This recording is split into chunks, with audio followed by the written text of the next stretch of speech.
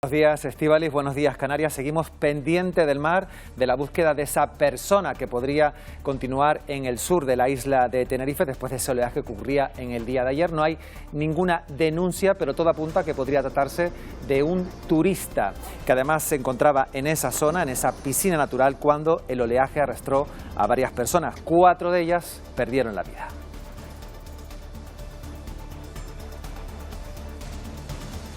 En unos minutos vamos a estar en ese punto de la isla de Tenerife. Hoy es martes 9 de diciembre. Comenzamos.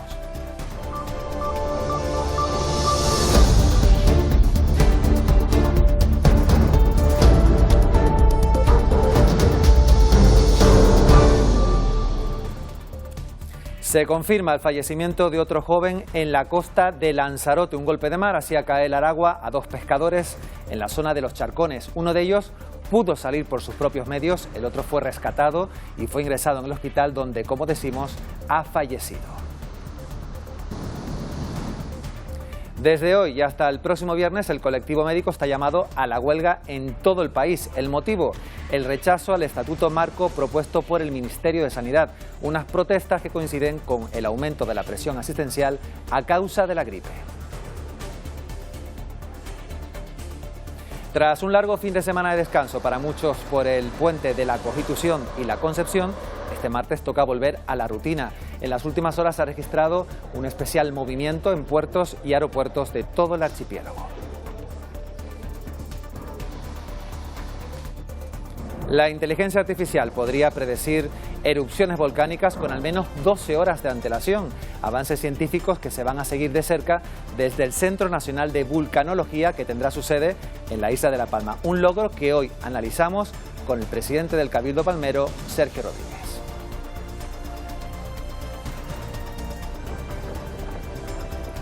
Vamos a conocer ya lo que va a ser noticia en esta jornada. Nos lo cuenta nuestra compañera Eva Trujillo. Pues hoy comienzan a declarar los testigos del denominado caso Balca. Se investiga una presunta trama de corrupción en el área de parques y jardines del Ayuntamiento de Las Palmas de Gran Canaria. Están citados los empleados públicos, Bruno Naranjo y también Víctor Alonso Martínez, así como la concejala Gemma Martínez. La exconcejala socialista Inmaculada Medina también va a declarar, pero no lo hará hasta el 19 de diciembre. Y asistiremos al Pleno del Parlamento de Canarias. El presidente hablará sobre migración, la financiación de las universidades públicas y sobre los acuerdos que se cerraron en esa cumbre de máximo nivel celebrada la semana pasada entre España y Marruecos, entre otros asuntos. Y este martes se abre el plazo para una nueva beca del Cabildo Gomero a sus estudiantes. Tiene una partida de 3 millones de euros. Como novedad, se incorpora un bono de alquiler de 1.000 euros para aquellos que estudien fuera de la isla. Y en los deportes, empate a 0 en casa de la Unión Deportiva Las Palmas frente al Mirandés, un choque en el que la principal noticia fue el regreso al once del Gran Canario de Jonathan Viera, más de 2 meses después de la anterior ocasión, y que estuvo condicionada por la expulsión del portero de Orcas. Antes del descanso tocó el balón con la mano fuera del área. Luego lo vamos a ver en detalle en el tiempo de deportes. Y el Tenerife ya le saca 5 puntos al segundo clasificado de su grupo en Primera Federación, más tierra de por medio, después de un empate en Lugo que, sin embargo, dejó mal sabor de boca por las formas de ir ganando 0-2 con el doblete de Fabricio. Se pasó un empate sufrido debido en parte a un penalti muy discutido por mano de César. En cuanto al tiempo, la semana comienza con un tiempo muy similar al que hemos tenido durante el puente, con pocas nubes en general, en su mayoría de tipo alto. La calima va a seguir afectándonos y volverá a difuminar el horizonte, reduciendo ligeramente la visibilidad. El viento va a soplar flojo del suroeste y las temperaturas no van a experimentar grandes cambios, con máximas en torno a los 23 o 24 grados. Van a seguir las malas condiciones en el mar, especialmente en las costas del norte, donde las olas podrían volver a llegar a los 4 metros de altura. Más tarde, nuestra compañera Emilia González nos va a ampliar toda la previsión. Y así amanece en la isla de Fuerteventura. El día comienza con nubes y claros, sin viento, y la temperatura a esta ronda ya los 17 grados.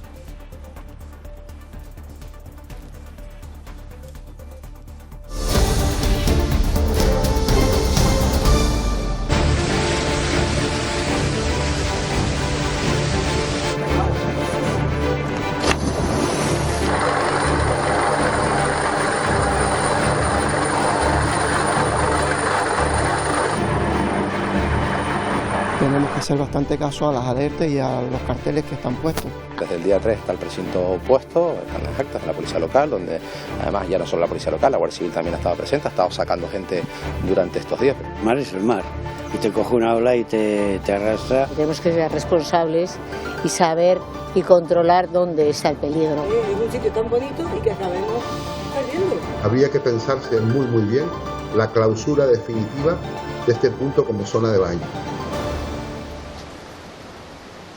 Vamos ya a repasar las portadas que nos deja este martes 9 de diciembre y lo hacemos comenzando por el periódico El Día, que titula Desalojo de bañistas en un escenario mortal, tragedia en la costa de Santiago del Teide. Muere la mujer que fue rescatada en estado crítico y no hay noticias del varón desaparecido. Canarias 7, fotografía para el deporte y destaca la cementera deberá dejar libre el muelle de Santa Águeda a mitad de 2027. Un informe técnico de puertos detalla los deberes a realizar por la empresa Seiza tras presentar su plan de desalojo. Diario de avisos, la vivienda en el sur duplica por primera vez el precio de la capital. Adeje con 4.127 euros el metro cuadrado lidera el ranking. Periódico La Provincia, el mar golpea a 2 turistas en Lanzarote con 4 muertos ya en Tenerife. Trágico puente, titula En la costa canaria. Diario Nacional El País, una encuesta 40DB, los votantes del Partido Popular valoran más a Ayuso que a Feijóo. Casi el 60% quiere elecciones, pero la mayoría cree que Sánchez aguantará. Y el diario El Mundo también con otra encuesta, esta vez de Sigma 2, Vox roba 300.000 votos al PSOE en 2 meses tras su giro obrero. Vamos ahora con la situación del tráfico a esta hora. Vamos a comenzar en directo en Tenerife, a la altura del barrio de Somosierra. Esta que ven es la entrada desde el norte a la capital. El tráfico en este punto es fluido, dirección sur, y algo más denso, dirección norte. Y en la isla de Gran Canaria vemos la Gran Canaria 1, a la altura de Hoya de la Plata. Esta es la entrada sur a la capital. El tráfico en este punto es fluido de momento en ambas direcciones.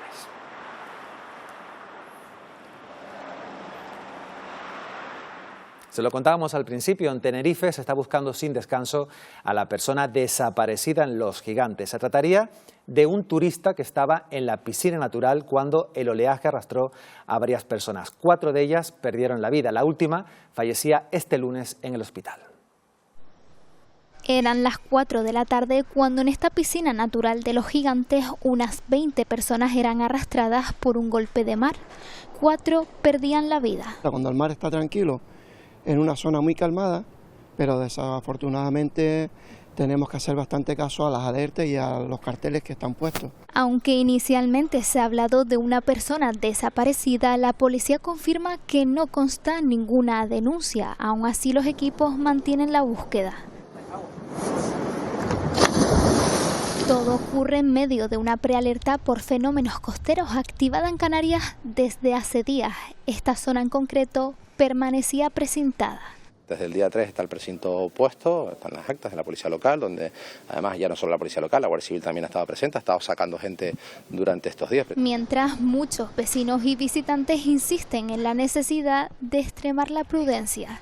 El mar es el mar, y te coge una ola y te arrastra. Tenemos que ser responsables y saber y controlar dónde está el peligro. Un episodio que vuelve a recordar la importancia de respetar las indicaciones en la costa, incluso cuando el mar parece estar en calma. En situaciones de peligro en el mar, los rescates masivos hacen que los profesionales de salvamento estén más coordinados que nunca. Se hace de manera muy ordenada y priorizando según la situación. Si tenemos a alguien en el agua, si tenemos a alguien sobre una embarcación. Hay una serie de protocolos que a mayor o menor medida, dependiendo del riesgo, pues se van variando. En muchas ocasiones ponen en riesgo su vida por la imprudencia de los bañistas. A nivel social no se valora realmente lo peligroso que es tener que ir a rescatar a alguien. Hay un decreto en Canarias para los rescates que es de difícil aplicación, pero la policía local sí había desalojado el sábado la misma zona y ellos pueden sancionar, pero se enfrentan incluso a los bañistas porque los bañistas plan tan cara. Lo que se pide es sentido común. Los rescatadores demandan a la administración más medios. Cada vez hay más rescates, cada vez hay más turistas, cada vez hay más población, pero no hay más recursos. No hay más contrataciones, no hay más formación, no hay más entrenamiento. Una profesión vocacional y gratificante la de los rescatadores, aunque muchas veces se sienten olvidados. Hay que respetar la vida y la profesión de la gente y hay que devolverle la dignidad que debería tener el socorrismo. Las cifras son cuanto menos preocupantes porque en lo que va de año han muerto en las costas de Canarias por ahogamiento 65 personas. Unas 155 resultaron heridas en incidentes precisamente relacionados con el mar. En total, un 35% más que el año anterior y un dato clave, la mayoría eran turistas que se estaban bañando o que se acercaron a la costa cuando había una alerta o una prealerta activada. En el archipiélago hay unas 200 piscinas naturales. Son entornos que, aunque aparentan ser seguros, en ocasiones guardan serios peligros. Un error muchas veces mortal. Desde que llega la masa de agua a una gran ola, eso va a elevar el nivel del mar. Todo lo que va a coger por delante lo va a arrastrar a mucha velocidad y con gran violencia. Entornos en los que la vigilancia ayudaría a evitar muertes, algo que se lleva denunciando desde hace mucho tiempo en la de los Gigantes.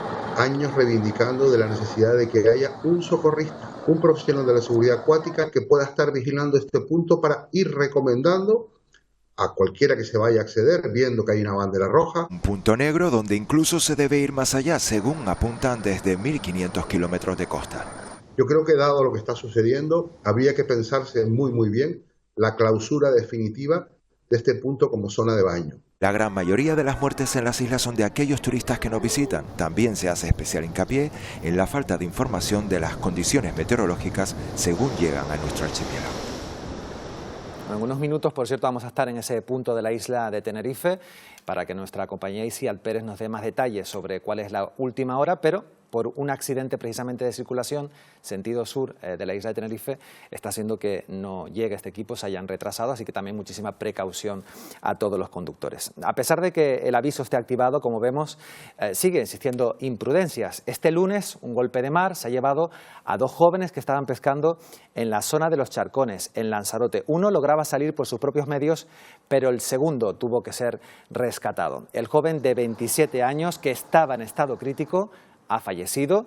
Los servicios de emergencia lograron rescatarle del agua en parada cardiorrespiratoria y tras estabilizarlo lo trasladaron al hospital Dr. José Molina Orosa. El otro de los pescadores de 32 años logró salir por su propio pie, eso sí, con heridas de diversa consideración y también con hipotermia. Y atención al estado de las piscinas naturales de La Fajana, en Barlovento, en la isla de La Palma. Lo están viendo, a pesar del oleaje, se aprecia como hay algunos bañistas en esa zona. Este lunes el ayuntamiento colgaba este vídeo que vemos en sus redes sociales para advertir que el baño está totalmente prohibido. Vamos a cambiar de asunto de momento, vamos a hablar de un apunte científico. Según una investigación internacional, se va a poder predecir una erupción volcánica con 12 horas de antelación. Un avance tecnológico que combina la inteligencia artificial y la teoría de la señal. Ha funcionado con éxito en las erupciones del volcán Tajo Gaita en La Palma y también en el volcán de Fuego de Colima en México. Ahora se está probando en la isla de Tenerife. La inteligencia artificial podría predecir erupciones volcánicas con al menos 12 horas de antelación. Técnicas de procesado de señal y de extracción de características de una señal, es decir, de una serie de datos temporales, como en nuestro caso es las señales sísmicas que se pueden registrar en diferentes estaciones sísmicas. Se trata de una investigación internacional probada en La Palma y ahora en Tenerife. Los científicos ven en esta herramienta un gran avance para su trabajo. La capacidad de cálculo, el análisis de grandes cantidades de datos que ofrece la inteligencia artificial es un avance. Se trata de una investigación desarrollada por la Universidad de Granada, que promete ser un avance crucial para la gestión de riesgos y la protección civil. Bueno, pues vamos a hablar de este y otros asuntos con Sergio Rodríguez, que es el presidente del Cabildo de La Palma, al que ya saludamos. ¿Qué tal? Muy buenos días. Muy buenos días. Me imagino que una noticia positiva, estarán ustedes satisfechos, contentos con que la isla de La Palma sea finalmente la que acoja el Centro Nacional de Vulcanología. Sí, bueno, La verdad que la noticia era muy buena, se venía trabajando hace ya muchos meses conjuntamente con el Cabildo de Tenerife para que efectivamente la sede del Centro Nacional de Vulcanología estuviese en Canarias, con una sede principal en la isla de La Palma, y bueno, eso es lo que nos comunicaron. ¿Se sabe ya la ubicación exacta donde va a estar el Centro Nacional? Y también vamos a hablar de la financiación y de fechas, porque ¿esto cuándo va a poder ser una realidad? ¿A partir de qué momento? Bueno, sabes que ahora se tiene que conformar un consorcio al que habrá que nombrarle director o directora, y eso tiene que hacerse en este mes, precisamente porque el 31 de diciembre los recursos que dispone el Gobierno de España y también el Gobierno de Canarias tienen que estar transferidos a ese consorcio. Entiendo que sería el arranque del funcionamiento de este nuevo centro, que en principio en La Palma tendrá una sede, entendemos que transitorias hasta que el proyecto del nuevo Centro Nacional de Vulcanología se haga una realidad, y estarán en la JTI en El Paso y en la Casa Masiú de Argual, en los Llanos de Aridane, en la isla de La Palma, y entiendo que en las sedes del ITER en Tenerife. Esta semana, desde luego, también hablamos con la presidenta del Cabildo de Tenerife, con Rosa Dávila, asegurando que esa candidatura conjunta va a fortalecer el papel científico en el archipiélago. Imagino que usted comparte también esa opinión, una oportunidad también, además que servirá para crear empleo, supongo. Sí, desde luego que comparto lo que dice la presidenta. De hecho, venimos trabajando de manera coordinada durante todos estos meses, los equipos del Cabildo de Tenerife con los equipos del Cabildo Insular de La Palma, y desde luego apunta que eso sea así. Además, un empleo cualificado tanto en la isla de La Palma como en Tenerife. Vamos a hablar ahora, si le parece, señor Rodríguez, de otro asunto, de ese decreto de ayudas para la isla de La Palma que aprobaba el Consejo de Ministros, ese 100 millones de euros para los agricultores, aunque era a costa del superávit de la comunidad autónoma. Yo no sé si están del todo satisfechos. No, desde luego que no. Lo único que viene efectivamente es a solucionar el primer problema que tenemos, que es el de los agricultores, pero no era el decreto que esperábamos, porque no es a lo que se había comprometido el ministro Torres en la comisión mixta celebrada en la isla de La Palma el mes pasado. Precisamente él hablaba de que se comprometían 100 millones de euros del Gobierno de España, y había la posibilidad también de que se autorizase el superávit de Canarias. Eso significaba que íbamos a poder contar con 200 millones. Bueno, pues para nuestra sorpresa esto no ha sido así. Lo que se autoriza es que los recursos de la comunidad autónoma se pongan a disposición de la recuperación de la isla de La Palma, algo de lo que el presidente de Canarias ya venía hablando desde hace muchísimos meses, creo que desde abril, pero estos recursos deberían venir a sumar a los que el propio Gobierno de España debería poner. Bueno, esto lo que ahonda más es en el pensamiento que tenemos todos de que el Gobierno de España ha abandonado la isla de La Palma, y que, bueno, parece que los recursos del Gobierno de España van para otras partes del país, pero no para aquí, ¿no? Yo llevo diciendo hace tiempo que noto un desapego y una distancia del Gobierno de España con lo que sucede aquí. Yo creo que tienen la conciencia de que esto se ha solucionado, y nada más lejos de la realidad, desde luego, ¿no? O sea, nosotros seguimos necesitando del apoyo del Gobierno de España, no solamente para recuperar el valor de lo perdido, que era el compromiso que habíamos adquirido, sino también para la recuperación de las infraestructuras. Se nos siguen debiendo a las administraciones locales muchísimos millones de euros, al Cabildo solamente en torno a 52 millones de euros, al Ayuntamiento de Los Llanos más de 30 millones, y bueno, pues eso supone que todo se ralentice y que, bueno, nos estemos metiendo en un embudo complicado de salir, también por la aplicación de las reglas fiscales, algo que el Cabildo de La Palma lleva pidiendo que se exonere desde hace también muchos meses, ¿no? Y señor Rodríguez, ¿cuál cree que es una medida urgente, la que corre más prisa ahora mismo para los afectados por el volcán de la isla de La Palma, y de la que no se ha hecho hasta el momento caso, o no demasiado caso?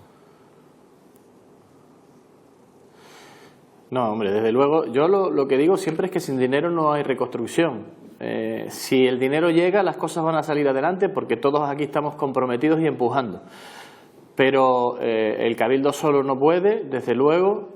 Con el dinero que está poniendo el Gobierno de Canarias no es suficiente, esos 50 millones, para devolver el valor de lo perdido a la gente. A la gente la recuperamos su ilusión, la recuperamos también del problema de salud mental que tenemos si el dinero llega. Si el dinero no llega, pues seguiremos inmersos en lo negativo que está siendo y lo lento que está siendo la reconstrucción. Y por eso estamos apelando a que el Gobierno de España se responsabilice y se comprometa de una vez por todas con la isla de La Palma. Está muy bien que atendamos a otros territorios, es absolutamente necesario también, y nosotros en ese sentido somos solidarios, pero tenemos que terminar de reconstruir lo que tenemos en la isla de La Palma y sobre todo las personas. Ya para finalizar, acabamos de terminar ahora mismo un puente. El Cabildo de La Palma ha hecho una importante inversión de 1 millón de euros precisamente para crear una agencia para promocionar el turismo en la isla. ¿Por dónde van a ir los tiros precisamente de esta promoción turística? Bueno, es algo que veníamos también trabajando desde hace algunos meses. Digamos que la primera vez que se hace. En la época de la señora Van Osten, como consejera de turismo del gobierno del Cabildo Insular, lo que se contrataba eran agencias de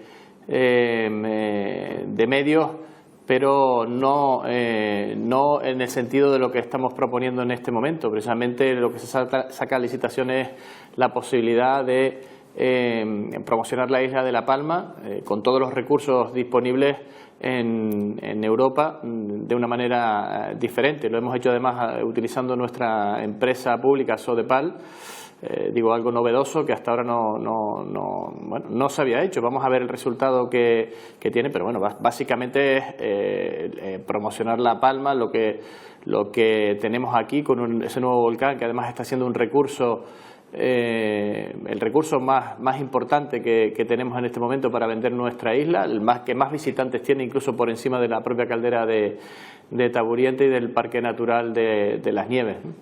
Muy bien, además en la World Travel Market precisamente la isla de La Palma anunció también esa conectividad que va a tener, una mayor conectividad que va a operar a partir del próximo año. Sergio Rodríguez, presidente del Cabildo de La Palma, gracias por atendernos, muy buenos días. Muy buenos días, saludos. Hablamos precisamente con el presidente del Cabildo de ese puente de diciembre, hemos salido de él y la ocupación ha dejado datos muy positivos en algunas islas. Por ejemplo, María Asensio, ahí donde te encuentras, en la isla de Fuerteventura. Buenos días, Canarias, sí, Isaac, porque Fuerteventura ha sido una de las favoritas y de ahí que se haya superado el 90% de ocupación. Otras islas no se quedan tan lejos porque han llegado incluso al 80-85% de ocupación en estos días. Las navieras han superado la cifra de 110.000 pasajeros viajando por mar, siendo las rutas favoritas Gran Canaria, Fuerteventura, Tenerife, Gran Canaria y Tenerife, La Gomera. Pero muchos también han decidido moverse en avión. Nos encontramos en el aeropuerto de Fuerteventura, que en estos momentos se ve cómo está bastante tranquilo. Ahora vemos un grupo grande, me contaban que son alumnos que se van de intercambio a Alemania, pero bastante tranquilidad hoy en el aeropuerto de Fuerteventura. Durante el puente de diciembre, los aeropuertos canarios han registrado 5.689 vuelos y el día de mayor afluencia fue el sábado con 1.629. Si lo comparamos con el año pasado, Isaac, hay un muy ligero descenso con 8 vuelos menos y eso supone una caída del 0,14% en las operaciones. Ayer también día de mucho movimiento en los aeropuertos por esa operación retorno. Tocaba volver a la rutina, como lo hace este grupo que se va a Alemania dentro del curso escolar. Toca volver a la rutina después de ese último paroncito antes de las Navidades. Después de desconectar unos días, toca volver a la realidad. Ya cansada, ya con ganas de llegar a casa, ya me están llamando ya. Porque tras un puente de la Constitución muy pero que muy bien aprovechado... Fuimos más Paloma a un hotel con 14 amigos que venimos de Sevilla. Todo lo que es el norte de la isla no lo recorrimos todo. Visitamos Arguineguín, Más Paloma. Vine a mi casa durante el puente, pusimos el arbolito, hicimos algunas compras. Muy bien. Me ha gustado todo. Canarias no había venido nunca, pero estoy ya, para el año que viene ya estoy apuntada. La mayoría finaliza sus vacaciones, mientras que otros apenas las comienzan. Vamos a pasar una semana después del puente en Tenerife. Bueno, a coger la masificación, cogemos ahora estos días. Un puentecito, sí. ¿Después del puente? Sí, es que tengo vacaciones ahora. Merecido descanso que, aunque a la mayoría le ha sabido a poco... Muy corto, nos hubiésemos quedado otra semanita más. Se va muy rápido, es poquito tiempo, un fin de semana nada más. Ha servido para recargar pilas hasta las vacaciones de Navidad. Conectamos ahora con nuestra compañera Eva Trujillo. Seguimos pendientes, como le decíamos, de la búsqueda en el mar de ese desaparecido en el sur de Tenerife. Sí, Isaac, una tragedia la vivida este fin de semana en Los Gigantes. Continúa esa búsqueda. Isiar Pérez, han comenzado ya a esta hora de la mañana esas labores de rastreo.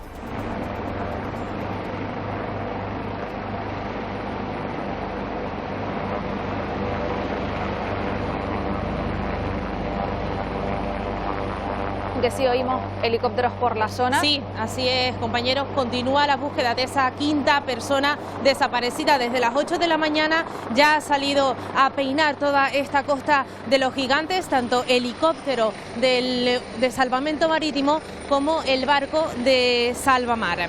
Decíamos que así continuará durante la jornada de hoy esta búsqueda de esa posible quinta persona desaparecida, así lo confirma el Gobierno de Canarias. Aún así, cabe destacar que la policía no ha confirmado que conste una denuncia oficial de la desaparición, pero sí que se deja llevar, por así decirlo, por las conversaciones de los testigos, de los testimonios que aquí estuvieron el pasado domingo durante esa tragedia y que apuntaban a que había otra persona, otra quinta persona que había sido arrastrada por la man. Aún así, como decimos, un día más trabaja la patrullera de la Guardia Civil y se trabajará tanto por mar como por aire. También se ha hecho durante estos días por los buzos del GEAS de este cuerpo, salvamento marítimo, y el helicóptero del Helimer que han visto en imagen. Ayer rastreaban hasta que los últimos rayos de luz así lo permitían. Recordamos que desde el pasado 3 de diciembre hay activa una prealerta por fenómenos costeros por el Gobierno de Canarias y olas que pueden superar los 3 o 4 metros de altura. Continuamos en alerta por ese mar de fondo y enseguida van a ver en imagen, se los va a mostrar mi compañero Antonio Morales, esa piscina Isla Cangrejo donde se producía esta tragedia. Vean, porque ciertamente estamos en descenso de la mar, en una bajamar, y las olas están alcanzando una considerable altura. Decimos, estamos en prealerta por fenómenos costeros. Incidimos en esto porque continúan así esas indicaciones, esas advertencias. Sigue ese paso restringido a esta piscina natural, porque a lo largo del día de ayer hemos visto cómo personas pues se saltaban esas vallas, esos precintos para volver a acceder a este charco donde el pasado domingo pues ocurría esta tragedia. De hecho, esas 4 personas fallecidas se saltaban ese recinto el pasado domingo y pues a ese desenlace que tuvimos. También, como decimos, hay una quinta persona desaparecida, ese es el balance, y 3 heridos. Hablamos de que los fallecidos son los 4 turistas, una mujer de 35 años, un hombre de 55, un hombre con edad por confirmar y una mujer que pudo reanimar en el servicio de urgencias canario, pero que finalmente fallecía. Como decimos, incidimos en esa prealerta por fenómenos costeros, en que utilicen el sentido común y mucha precaución con el mal estado del mar en lo que dure esta prealerta. Y este martes arranca el último pleno del año en el Congreso de los Diputados, 3 jornadas con debates y votaciones clave que permitirán comprobar los apoyos con los que cuenta el Gobierno. Se volverá a votar la senda de estabilidad, el uso de las lenguas cooficiales, la subida salarial de los empleados públicos o ayudas a los propietarios de vivienda ante los impagos de los alquileres. Es el primer pleno que se va a celebrar con el exministro José Luis Ábalos en prisión, en el que se espera la suspensión también de sus funciones. Y continúa avanzando el informe interno que el Partido Socialista está realizando sobre las denuncias de acoso sexual. Este domingo, la portavoz del Gobierno, Pilar Alegría, aseguraba que el partido llegará hasta el final en la investigación, incluyendo el traslado del caso a la Fiscalía. Máxima repulsa, máximo rechazo ante cualquier comportamiento machista y, por supuesto, todo nuestro apoyo y refuerzo, lógicamente, hacia las víctimas. Por eso se ha actuado también con absoluta diligencia en estas últimas 24 horas, cesando a la persona que me trasladaba usted del gabinete, que formaba parte de Francisco Salazar. La noticia se conocía a última hora de este domingo, porque ellos, fuertes encaras al PSOE, ya aseguran que ese informe que hablaba La portavoz del Gobierno está a punto de cerrarse, les hablamos del caso Salazar, con una oferta, dicen, de apoyo jurídico y psicológico a las víctimas. Todo, como decíamos, cuando en las últimas horas se conocía que el Consejo de Ministros va a cesar de manera fulminante a Antonio Hernández como mano derecha de Francisco Salazar en la Moncloa. Lo hacen por los supuestos casos de acoso sexual perpetrados por su superior, el ex asesor de Moncloa, de Paco Salazar. Un cese que llega un día después de que Sánchez negara que haya habido convivencia para proteger al ex asesor. Y seguimos muy pendientes de la situación, de la crisis porcina que se está desarrollando en Barcelona, con una solicitud drástica de las principales organizaciones agrarias y cooperativas del país. Van a sacrificar aproximadamente a 40.000 cerdos y jabalíes de Barcelona por ese brote de peste porcina. Consideran que es la única manera de frenar una posible expansión del virus que, aunque no afecta a los seres humanos, sí que pone en riesgo un pilar económico de nuestro país. El cierre en los accesos al bosque de un total de 91 municipios de Cataluña de momento se mantiene. Y abrimos ahora una ventana en directo en Las Palmas de Gran Canaria para hablar del plan de limpieza que el consistorio puso en marcha tras las protestas vecinales. Se cumple un mes de su puesta en marcha. Jessica Díaz, hoy están actuando en el barrio de Casablanca 3. Buenos días, Canarias. Sí, estamos en uno de esos 33 barrios donde se está actuando con este plan de emergencias. Poco a poco en este mes se han ido incorporando personal y también maquinaria, pero mejor vamos a hablar de ello con el concejal de limpieza de Las Palmas de Gran Canaria, con Héctor Alemán. Buenos días. Hola, ¿qué tal? Buenos días, ¿cómo están? ¿Qué balance hacemos de este primer mes?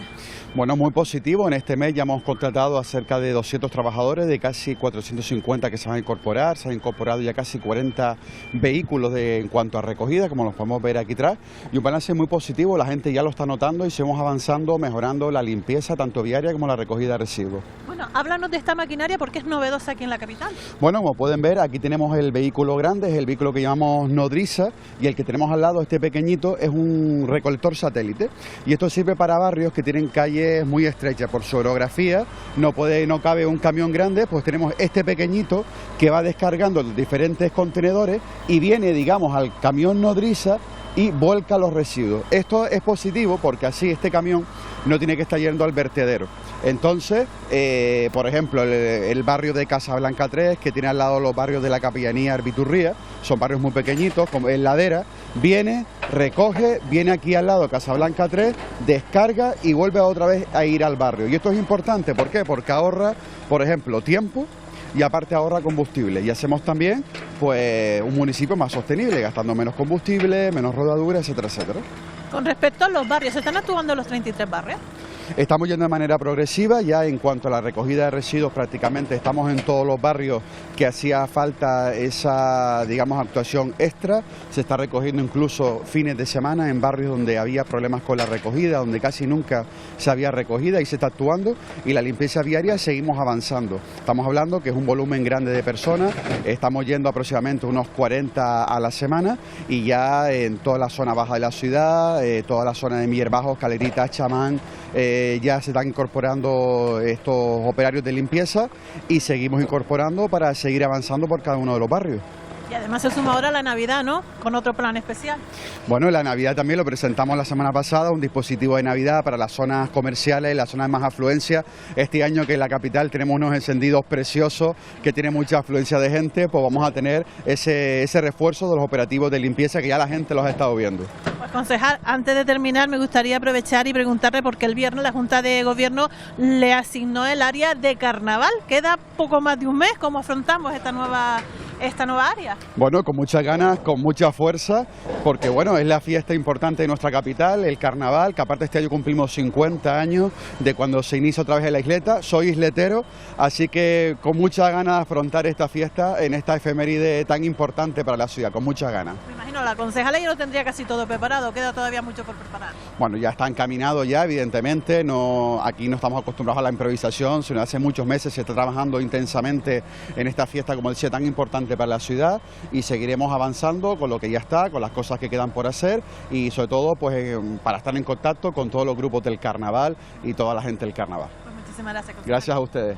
Pues nada, ya ven este plan de limpieza, hablamos de carnaval, pero sobre todo de limpieza, este plan de emergencia que ya lleva puesto casi un mes, se cumple un mes de esa puesta en marcha y que poco a poco se están sumando no solo maquinaria, sino también personal y que va a estar en 33 barrios de la capital. Un plan de limpieza, por cierto, muy importante durante los carnavales. Pues Isaac, esto es todo de momento, volvemos en unos minutos. Muy bien, pues nosotros vamos a comenzar ya nuestro tiempo de debate para analizar algunos temas de actualidad que nos deja este martes. Saludamos ya a Juan Manuel Pardellas. ¿Qué tal? Buenos días. Hola, buenos días. Lara Carrascosa. Buenos días. Gregorio González, buenos días a los tres. Vamos enseguida a abordar diferentes asuntos, pero es que a lo largo de esta mañana, como vamos viendo, vamos a estar en Santiago del Teide con esa última hora de la búsqueda porque Canarias mantiene la situación de prealerta por fenómenos costeros adversos con posibilidad de olas de hasta 4 metros. Una prealerta vigente desde el viernes y que fue actualizada este lunes para el litoral norte de Gran Canaria y también las costas del norte y oeste del resto de las islas. Se recomienda no acercarse a donde rompen las olas y evitar las zonas donde se puedan quedar aislados durante la pleamar, evitar los muelles, los espigones, incluso aunque el oleaje se calme de repente. Vamos a saludar hasta ahora a Victoria Palma, responsable de la Unidad de Análisis de Riesgos y Planificación del 112. Victoria, ¿qué tal? Buenos días. Buenos días, Isaac. Decíamos, desde luego, que imprudencia es lo que marca, porque había una prealerta, había señalización, había prohibición del baño y, sin embargo, los bañistas han accedido a esta zona del sur de la isla de Tenerife. Sí, hemos tenido numerosos incidentes durante el fin de semana relacionados con el mar, el más grave del domingo en Santiago del Teide, la isla de Tenerife, pero también hay que hacer constar pues un fallecido en la jornada de ayer en la isla de Lanzarote. Muchos son imprudencias porque bueno, en la zona de Santiago del Teide había precinto y al final saltarse ese precinto pues supone que habíamos tenido uno de los incidentes más graves en el mar de los últimos años, con 4 fallecidos. Y bueno, y el estado del mar, que aunque no hay aviso de la Agencia Estatal de Meteorología, que eso hay que recordarlo, sigue estando bastante complicado en todas las costas abiertas al norte, también por el oeste de la mayor parte de las islas, algo, por otro lado, que es normal en esta época del año en el archipiélago. Entre las recomendaciones, Vicky, está el no acercarse a esos espigones, a los muelles, porque hay un fenómeno que el agua está totalmente en calma y de repente llegan esas olas que podrían alcanzar hasta los 4 metros de altura. Incluso las podrían superar. Hay que pensar que estos días no hemos tenido viento importante, hemos tenido típico tiempo monzónico de invierno, que se denomina así, que son los cielos despejados la mayor parte del día, con temperaturas muy agradables y después noches frías, esta vez sin viento importante, y eso puede llevar a engaños porque lo que ha ido llegando en las últimas jornadas a las costas del norte es mar de fondo. En ausencia de viento ese mar casi no se nota hasta que rompe en la costa y puede haber series de olas pequeñas y en determinado momento pues aparecen las series de olas grandes, como la que barría pues ese charco en Santiago del Teide en el mediodía, en las primeras horas de la tarde del pasado domingo. Cuando se habla en previsión de una ola de 4 metros, la realidad es que esa es la altura media del 33% de olas más grandes que da el modelo meteorológico. No significa que esa sea la ola más grande que se pueda registrar. El 67% de las olas suelen ser más pequeñas, un 10% de las olas con una predicción de 4 metros, estamos hablando que tendrá olas de entre 4 y 5 metros, puede haber una ola de 6-7 metros de altura, incluso se puede llegar a dar una ola máxima teórica en torno a los 8 metros. Y sabemos, porque ha habido situaciones en las que se ha dado, que esa ola se puede llegar a registrar. El mayor problema en las predicciones es saber cuándo llegan esa serie de olas más grandes, no lo podemos saber, pero bueno, sabemos que esa opción está y hay que tenerlo muy en cuenta. De ahí que se tomen medidas preventivas cada vez que hay una prealerta por mal estado del mar en todas las zonas de costa, en todas las zonas de baño que se estén en el archipiélago. Además, esa zona de Santiago del Teide tiene cartelería que indica la peligrosidad de esa piscina natural y también que uno asume el riesgo de bañarse ahí si quiere, porque no está recomendado el baño en la zona, está realmente prohibido. Así es, está prohibido. Muy didácticas, como siempre, tus explicaciones. Vicky Palma, responsable de la Unidad de Análisis de Riesgos y Planificación del 112. Gracias por atendernos. Muy buenos días. Gracias a ustedes, buenos días. Bueno, desde luego, imprudencia, porque la zona está prohibida al baño, hay una alerta, se especifica que no se puede entrar, la zona vallada, y así todo, los bañistas que acuden. Sí. Imprudencia e impotencia, ¿no? Porque si pones esas medidas y sin embargo vuelve a suceder, pues obviamente te tienes que quedar un poco a cuadros con qué medida adicional debes tomar. Sí, si se trata de turistas, quizás hay que hacer más hincapié en los lugares de origen, o sea, pues si vienen en cruceros o en los aeropuertos, y hacer, bueno, una mayor campaña, pero aún así yo sostengo que vivimos una cultura de la experiencia, del impacto, a todas las edades, quizás se nota más en la juventud, pero a todas las edades, y queremos la foto, queremos saltarnos la recomendación, ¿no? El cordón sanitario para vivir ese momento, porque nos creemos que nos movemos en un entorno de seguridad personal, ¿no? Pero bueno, eso es una opinión con respecto a por qué cada vez esto es más habitual, ¿no? Sí, bueno, cogiendo un poco el hilo de la estupidez humana, que es lo que al final, de fondo, es lo que le está intentando decir.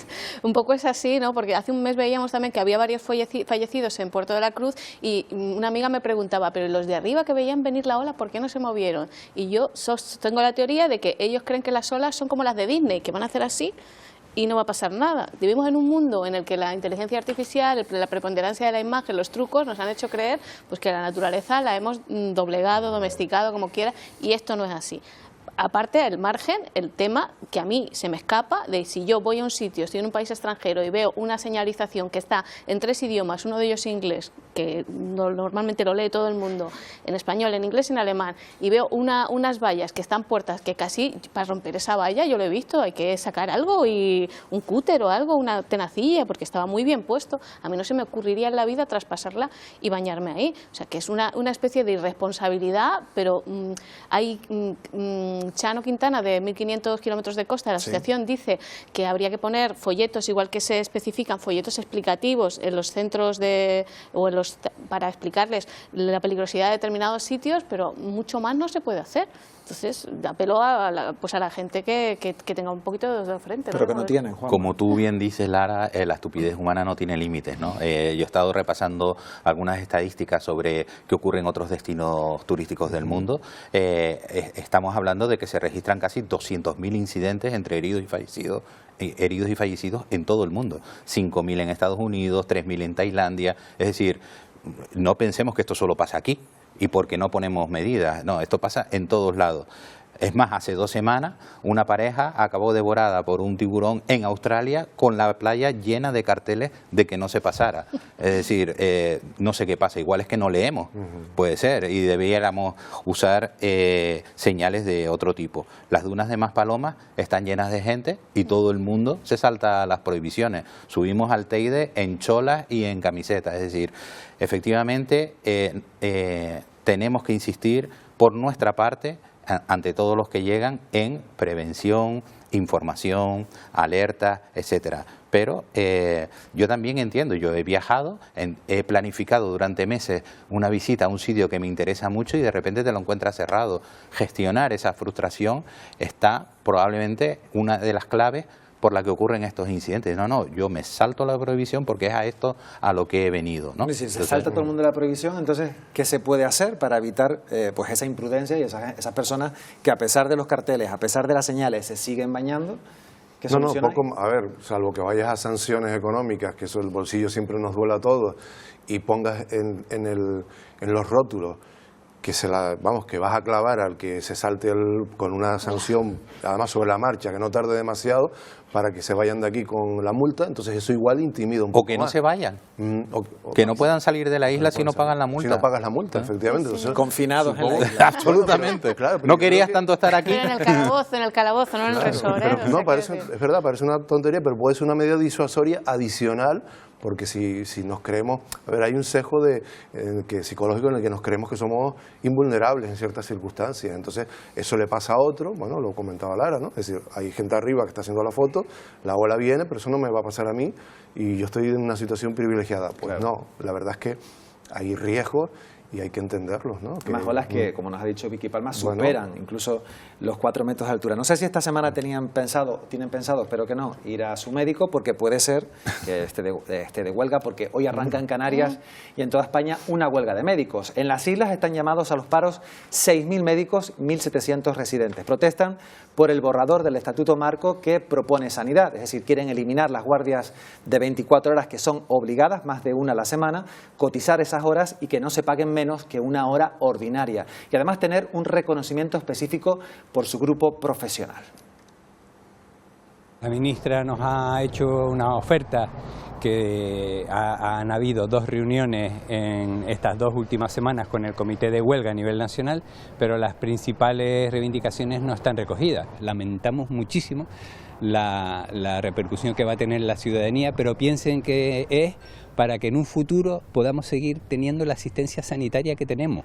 Lo hacemos para mantener el servicio público y necesitamos potenciar. Y eso que la ministra de Sanidad es precisamente doctora, pero ni así ha conseguido poner de acuerdo a los médicos. Bueno, y lo peor de todo esto es que se les viene otra huelga porque del resto, todos los que no son médicos, porque les parece fatal que ellos vayan a quedar fuera del anteproyecto del Estatuto Marco de la Profesión Sanitaria. Y estos se manifiestan porque están dentro del anteproyecto y piden un tratamiento diferenciado. ¿Por qué los médicos piden un tratamiento diferenciado? Pues una de las principales cosas por la que lo piden y por lo que lo dicen es porque en todas las carreras se hacen 240 créditos y ellos hacen 360. O sea, los médicos estudian más, tienen un mayor nivel de responsabilidad. Pero hay otras partes de esta segregación que ellos piden o de este trato especializado o especial que yo no veo tan claras. Hay un tema por ejemplo, de incompatibilidades si eres jefe de sección para trabajar en la privada, que parece que a ellos tampoco les gusta. Entonces yo digo, si por un lado estáis pidiendo más tiempo para conciliar, pero por otro no os gusta que os limiten el tema de la privada, si vais a la privada no estáis conciliando, a no ser que vayáis con los chiquillos allí a bañarles, que no creo. Entonces hay cosas de esta huelga que a mí se me escapan y no las veo claras. Sí, pero lo que se conseguirá será que los jefes de servicio renuncien a ser jefes de servicio, entonces. A ver, aquí lo importante, nosotros tenemos que tener claro, nosotros como sociedad, en que hay 2 colectivos a los que hay que cuidar especialmente. Uno son los médicos y otros son los profesores, ¿no? Los maestros. Creo que son los 2 pilares básicos de cualquier sociedad sana, ¿no? Las reivindicaciones de los médicos, estoy con Lara, es un colectivo que ha invertido muchísimo en su formación, pero luego también hay que regular estas situaciones de colaboración, entre comillas, colaboración público-privada, ¿no?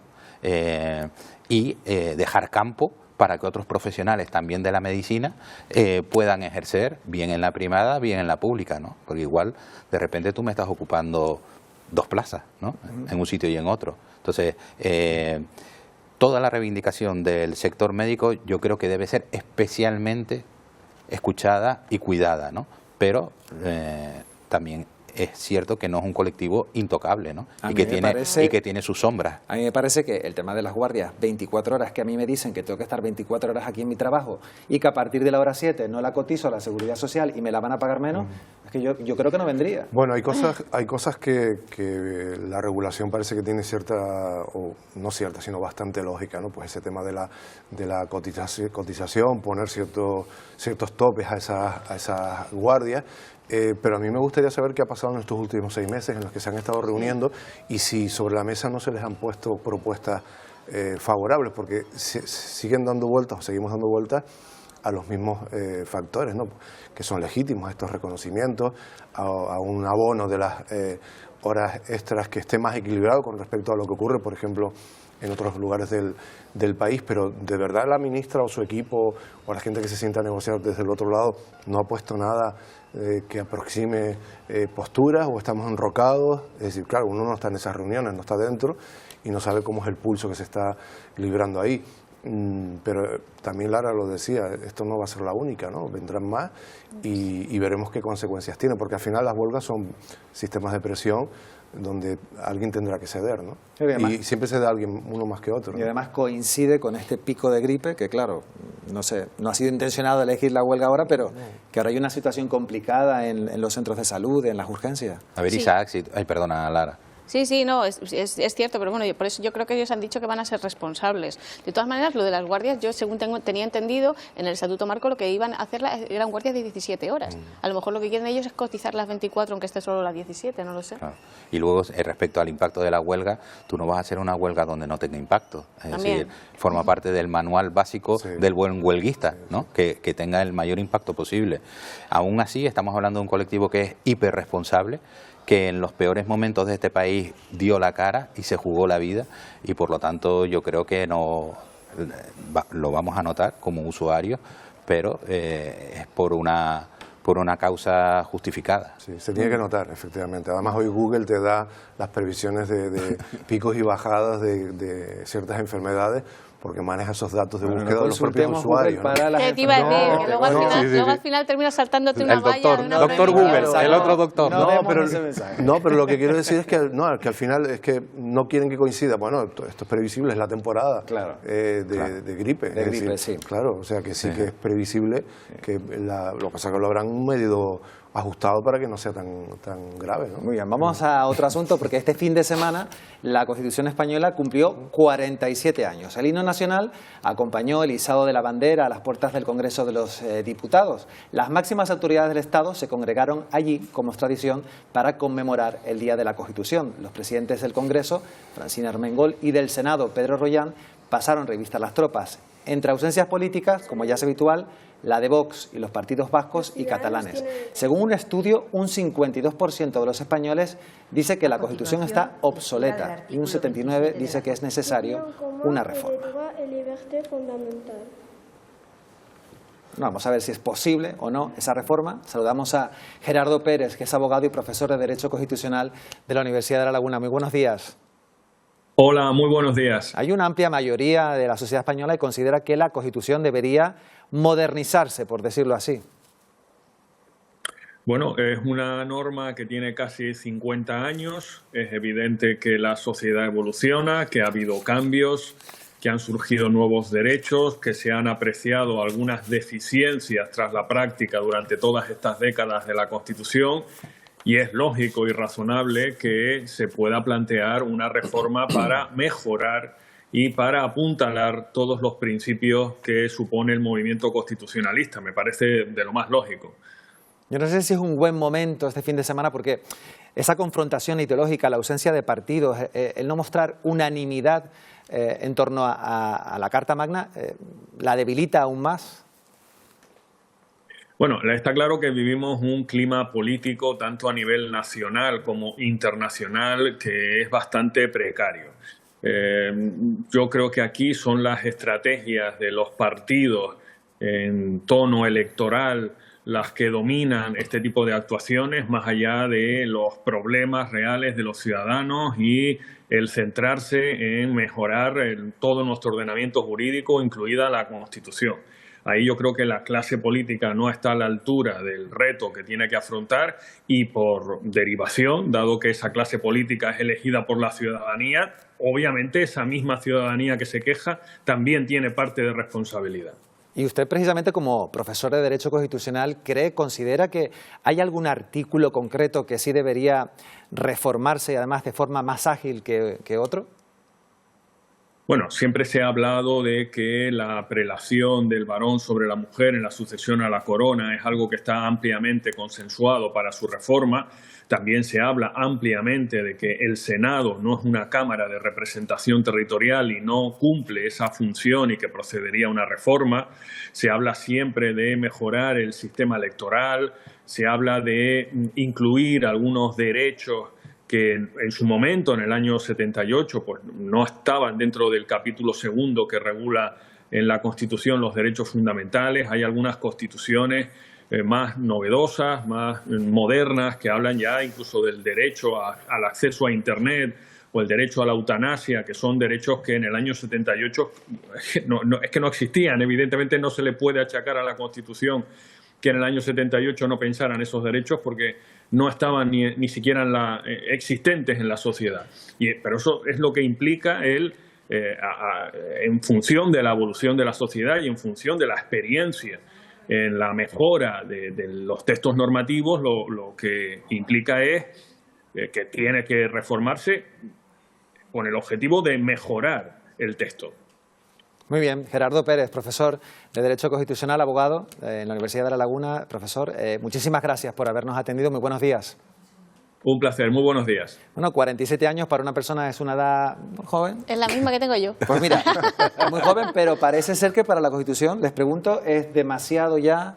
¿Queda muy antigua, obsoleta, hay que modernizarla? Hombre, yo me he tenido que reciclar varias veces, ¿no? Quiero decir, en mis conocimientos y tal, yo creo que la Constitución necesita algunos toques por aquí y por allá. Lo que decía el de la corona, que viene de la ley sálica y eso está totalmente obsoleto. Esto quiere decirle a la gente que si la princesa Leonor hubiera tenido un hermano varón, él hubiera ascendido al trono, aunque hubiera sido el tercero, como le ocurrió a Felipe, a nuestro actual rey, por si alguien no lo sabe. Y luego el tema, yo pondría el derecho al aborto, lo blindaría en la Constitución en el artículo 15, que es lo que estaba pidiendo también Sumar, y a mí me parece que es muy interesante por la deriva ideológica de extrema derecha que venimos viendo en Europa y en el resto del mundo. No, porque si la sociedad cambia, Juanma, lo normal es que también cambie la propia Constitución. Lo que pasa es que si cambiamos para peor, como en muchos aspectos de nuestra sociedad, igual es mejor no tocarla. Mejor dejarla, ¿no? Exacto. El experto decía que lo lógico sería mejorar y apuntalar, ¿no? Pero depende del cristal con que se mire en el panorama político actual. Yo creo sinceramente que tenemos una clase política en líneas generales, al menos lo que nos transmiten públicamente, que ha perdido la humildad y la capacidad de servicio a la sociedad, que estamos en un país realmente con una tensión innecesaria, donde se pierde la visión del beneficio de la generalidad y para tocar un texto como la Constitución sería muy interesante que nos afectara en los temas realmente que nos están impidiendo ser una sociedad mejor. Ninguno de esos temas son los que se tratan a la hora de hablar la modificación de la Constitución, con lo cual, siguiendo esa premisa, para mí sería realmente irrelevante, excepto, por ejemplo, en el caso en el que cita Lara. ¿Gregorio? Bueno, totalmente de acuerdo con Juanma, ¿no? Es decir, estamos ante un documento que evidentemente con la edad que tiene requiere mejoras, casi siempre se legisla también un poco por detrás, ¿no? de ciertas cosas, pero estamos capacitados, estamos en un escenario, las circunstancias son las que permitirían una renovación que contemple un medio y un largo plazo, o sería cortoplacista para buscar el titular, porque cada acto de esto, o sea, yo llevo escuchando lo de renovar la Constitución pues toda una vida, ¿no? Y cada acto y cada vez es más evidente, se convierte en un escenario donde van buscando titulares que nada tienen que ver con la Constitución. Digamos que ese es el amparo, el paraguas bajo el que se cobijan otro tipo de historias. Y de hecho los titulares y todo lo que hemos tenido estos días poco ha tenido que ver con la Constitución y sí con ausencias, con presencias, con declaraciones, ataques, que es lo que habitualmente vengo viendo de los últimos 15 o 20 años. Bueno, pues pese a considerarse uno de los momentos que marcaron un antes y un después en el país y recordar el consenso y la concordia que permitieron su aprobación, la jornada transcurrió bajo un panorama de crispación y guerra política entre Partido Popular y PSOE. El presidente del Gobierno, Pedro Sánchez, reivindicó la protección a la salud pública en la Constitución frente a la privatización del Partido Popular. Ante los recortes, los aumentos de la lista de espera y también las privatizaciones que se están haciendo por parte de la Administración del Partido Popular, allí donde gobiernan distintas comunidades autónomas, que el artículo 43 lo que hace es consagrar el derecho a la salud pública de todos y no el negocio de unos pocos. Esto es lo que dijo Sánchez y, por su parte, el líder del PP, Alberto Núñez Feijóo, considera que el presidente del Gobierno tenía conocimiento de las denuncias de acoso sexual contra el exdirigente socialista y ex asesor en Moncloa, Francisco Salosar, y que lo tapó. Tenía que tener conocimiento de las denuncias de compañeras del señor Salazar en el partido y en el Palacio de la Moncloa hacia sus actitudes no solo machistas, sino, en mi opinión, punibles y con responsabilidad penal. Y, como siempre, lo sabía y lo tapó. Bueno, la Constitución que sirvió para hablar de otras cuestiones de actualidad, lógico, que aprovecharon el presidente del Gobierno y el líder de la oposición. Si es que a eso es lo que van. O sea, Sí. creo que realmente a lo que van es a eso, ¿no? Y además, lo que al final buscamos los periodistas también en ese tipo de... ya es esto también. Y bueno, cada uno desempeña su papel, cada uno tiene su parte de verdad en ha expuesto, pero claro, es que no se reprimen, ni un día tienen de tregua, ¿no? No sé cuál es el escenario en el que por un día todos se pueden estar un poco calladitos y meterse en otra onda distinta. Creo que yo eso no lo veré. No, claro, ellos van cada uno a soltar su rollo, ¿no? Como tú dices, y además en plan electoralista o en plan de enfrentamiento, y al final entre todos la mataron y ella sola se murió, porque si nadie habla de la Constitución, lo importante que fue ese momento de consenso en el que todos buscaron el bien común, que es lo que decía antes Juan Manuel, pues claro, al final las personas, y sobre todo las personas más jóvenes, pierden de vista qué significa vivir en una democracia y tener una Constitución y por qué es tan importante. Y que también las libertades de cada uno no son absolutas, que las libertades terminan cuando empieza la libertad del otro, que eso también hay como una especie de confusión ahora, no entiendo yo muy bien por qué. Cada vez más. Si me dejas a modo de 3 titulares, como diría un famoso político canario, yo te lo resumo en 10 titulares. Lo primero de todo, a fuerza de parecer su agente literario, yo recomiendo de nuevo, ahora que vienen las fiestas, que en todas las casas haya un ejemplar de Anatomía de un instante, de Javier Cercas, que creo que es muy, muy ilustrativo y que creo que puede ayudar a comprender muchas de las cosas que están ocurriendo. Y sobre las declaraciones que hemos visto, 2 cosas importantes, es decir, una, la sanidad privada, ¿no?, que parece ser el mantra de una parte de los partidos políticos. O sea, sin la sociedad privada, la mitad de nuestra población estaría en los cementerios. Es decir, la sanidad privada forma parte de una de las patas importantes del sistema sanitario español y nos permite descongestionar mucha parte de la sanidad pública. Una sanidad privada bien entendida en colaboración con la sanidad pública, ¿de acuerdo? Y luego, respecto al caso de acoso sexual, yo creo que aquí ha habido un error de bulto de no atender en el minuto 1 a las denuncias que presentaban las acosadas, ¿no? Precisamente, Juanma, sobre ese asunto, pues continúa avanzando el informe interno que el propio Partido Socialista está realizando sobre las denuncias de acoso sexual. La portavoz del Gobierno, Pilar Alegría, ha asegurado que el partido va a llegar hasta el final en la investigación, incluyendo el traslado de este caso a la Fiscalía. Máxima repulsa, máximo rechazo ante cualquier comportamiento machista y, por supuesto, todo nuestro apoyo y refuerzo, lógicamente, hacia las víctimas. Por eso se ha actuado también con absoluta diligencia en estas últimas 24 horas, cesando a la persona que me trasladaba usted del gabinete, que formaba parte de Francisco Salazar. Bueno, pues así están las cosas. Bueno, mientras se estaba escuchando a Pilar Alegría, aquí seguía el debate. Sí, no, yo creo que está muy bien lo que ha dicho Pilar Alegría, pero van un poco tarde, porque hace 24 horas, 48, yo oí al presidente del Gobierno, a Pedro Sánchez, decir que ellos no iban a trasladarlo, el caso Salazar, a la Fiscalía, porque eran las afectadas lo que tenían que trasladar y que ellos les apoyarían. Esto no es así.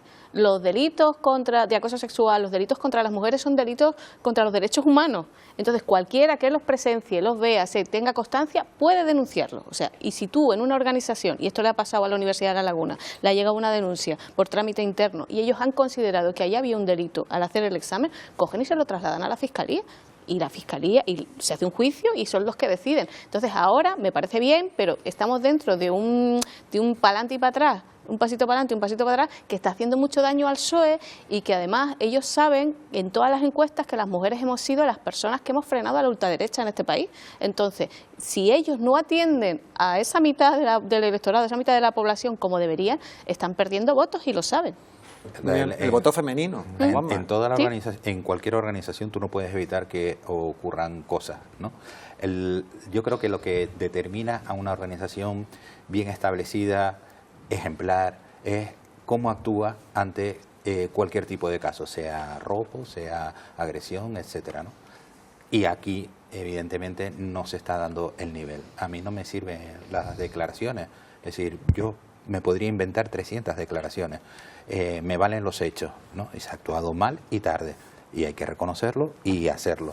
Y además intentar, no que no vuelva a ocurrir, porque va a ocurrir en esta organización y en cualquiera, intentar actuar de la manera más rápida y ejemplar posible, sobre todo porque es una correa de transmisión hacia el resto de la sociedad. ¿Cómo se debe actuar ante este tipo de casos? Antes de conocer la opinión de Gregorio, tengo que decir que hay fuentes cercanas al PSOE que aseguran que ese informe se está ultimando para cerrar el denominado caso Salazar con una oferta de apoyo jurídico y psicológico a las víctimas, todo cuando en las últimas horas conocíamos que el Consejo de Ministros va a cesar de manera fulminante a Antonio Hernández, que es la mano derecha de Francisco Salazar en Moncloa. Lo han hecho por los supuestos casos de acoso sexual perpetrados por su superior, el ex asesor de Moncloa, Paco Salazar. Es un cese, ya veníamos hablando aquí, que llega un día después de que Sánchez negara que haya habido connivencia para proteger a este ex asesor.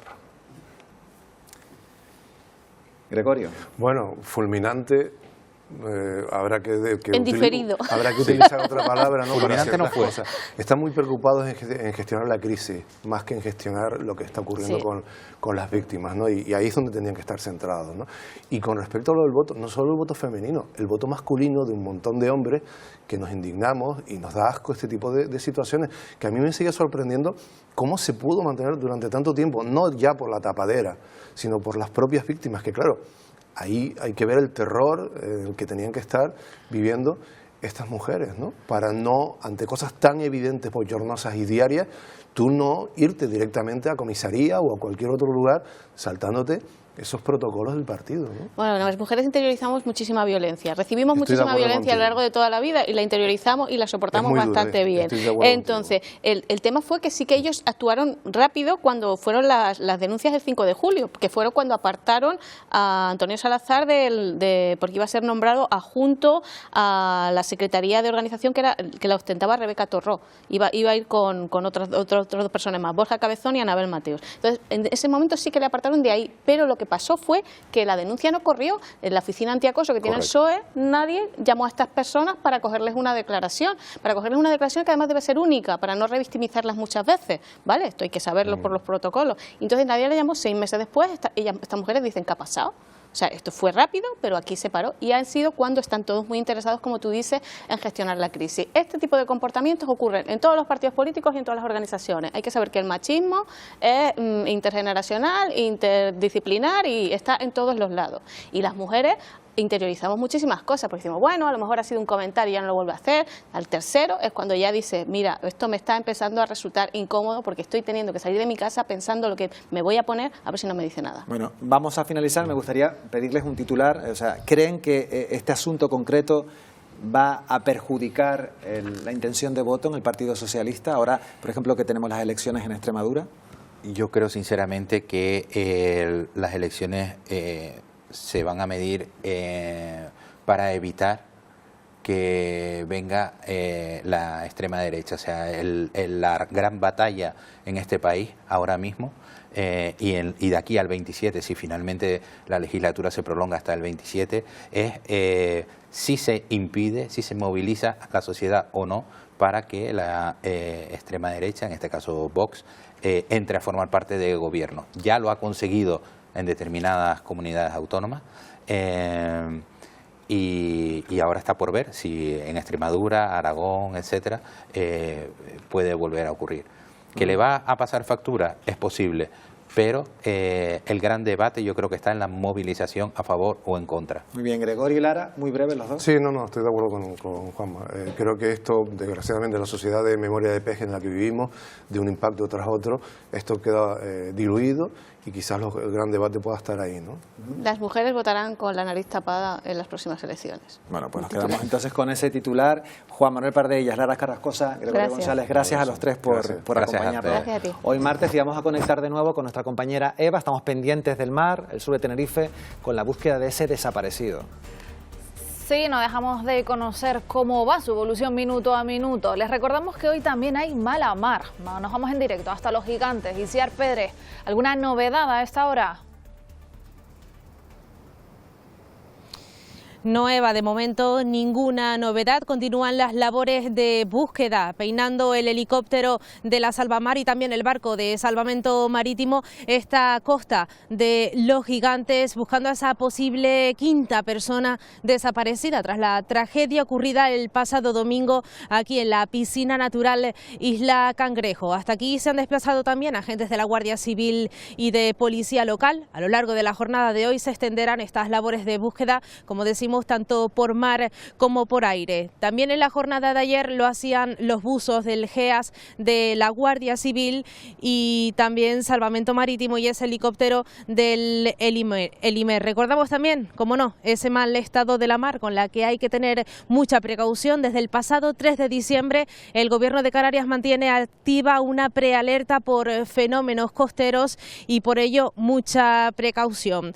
También hasta aquí se han acercado muchos turistas. Justo detrás de nosotros hay un hotel y a sus balcones han salido estos turistas para supervisar un poco lo que estaba aconteciendo, ya que, como decimos, el helicóptero no ha dejado de peinar esta zona del norte de Tenerife. Y ahí en imagen tienen cómo está el estado del mar. Aunque estamos en condiciones de baja mar, pues se ve ese mar de fondo, y como también desde aquí pedimos mucha precaución, porque también hemos visto a varios pescadores pues acercarse al filo de esta costa bastante rocosa a pesar de lo ocurrido. También pedimos mucho sentido común, ya que hemos sabido que muchas personas pues se han saltado esa valla para acceder de nuevo a la piscina natural donde tenía acontecido ese terrible suceso el pasado domingo. Así que reiteramos ese sentido común y precaución con el mal estado del mar que estos días está azotando el archipiélago. Y los médicos empiezan hoy 4 días de huelga nacional, unos paros que ya empiezan a sentirse en la calle y que coinciden con el pico asistencial de la gripe. La movilización busca presionar al gobierno para cambiar el marco laboral de la profesión médica. Denuncian sobrecarga asistencial, también escasez de personal, precariedad y una regulación de las guardias y de la forma de sus jornadas que consideran completamente injusta. Y desarrollan su labor los médicos.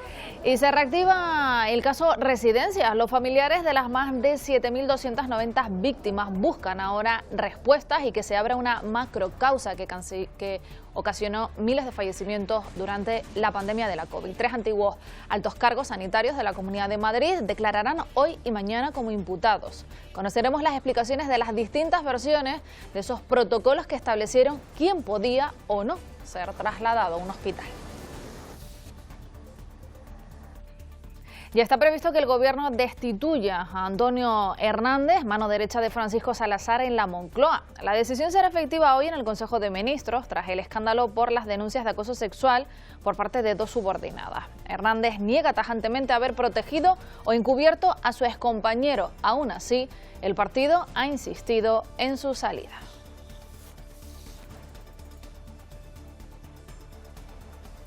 Y un terremoto de magnitud 3,7 ha sacudido Melilla a las 7 horas de esta misma mañana. Ha sido sentido además por la población.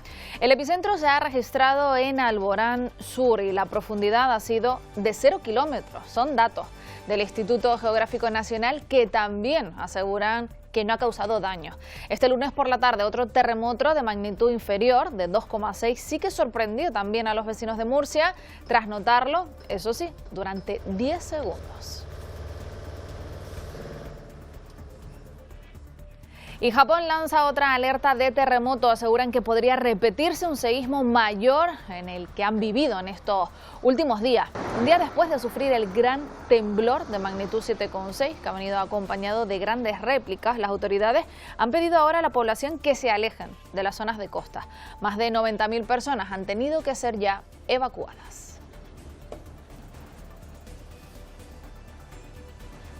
Pues estas son las noticias que marcan la actualidad, al menos de este martes a esta hora de la mañana. Isaac.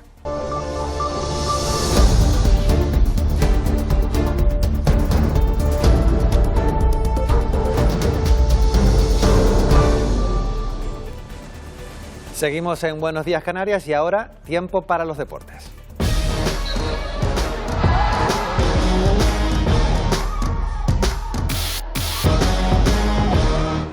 Y el Costa de Tenerife sigue en la pelea de la zona alta de la clasificación en la Liga F, pese a caer el sábado ante el FC Barcelona y dejando claro en el estadio Johan Cruyff que esta temporada piensan dar guerra. Los goles llegaron en los minutos finales, en el 83 y en el 87, obra de Eva Payor y de Alexia Putellas. Las blanquiazules ya han jugado, por tanto, con todos los equipos de la zona alta. Ahí tienen sus resultados. Pueden presumir de un balance de 4 victorias, 2 empates y una sola derrota frente a sus rivales de las 8 primeras plazas. Y queda una jornada para que la Liga F pare en fechas navideñas, pero el Costa de Tenerife le queda un compromiso extra. Están viendo las fechas de los dos últimos encuentros que van a disputar en este año 2025. Este domingo ante el Dux Logroño en la competición liguera. Y ya el día 20, con Televisión Canaria en directo, las blanquiazules se enfrentarán al Sevilla en partido correspondiente a la Copa de la Reina.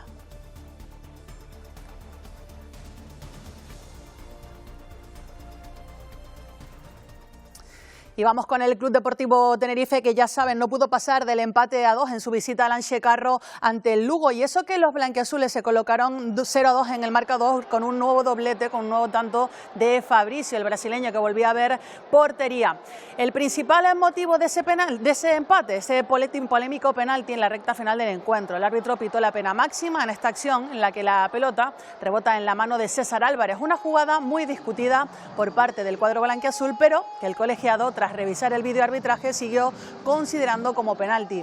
Álvaro Cervera se pronunció de esta forma contundente en la rueda de prensa después de ese encuentro. Y la regla dice que después de rebote no es penalti. Y si lo habéis visto, le rebota en el muslo y luego da la mano. La jugada no es defensiva, un taconazo que da y el jugador nuestro hace como para salir con el balón. No está ni defendiendo. Las manos tienen que evitar una ocasión de gol, evitar un gol, evitar una jugada peligrosa. Eso no. Eso que hemos visto hoy, no. No es penalti. No es penalti. Y los entrenadores tinerfeños Javi Rabanal y Santi Lemus han conducido al Independiente del Valle a su segundo título de la Liga en Ecuador. ¡Campeones! ¡Campeones! De sus 7 trofeos en total, entre competiciones domésticas e internacionales, 2 han sido con técnicos canarios en el banquillo. La primera vez en 2019 ganó la Copa Sudamericana con el gran canario Miguel Ángel Ramírez, ahora en el Malmö sueco.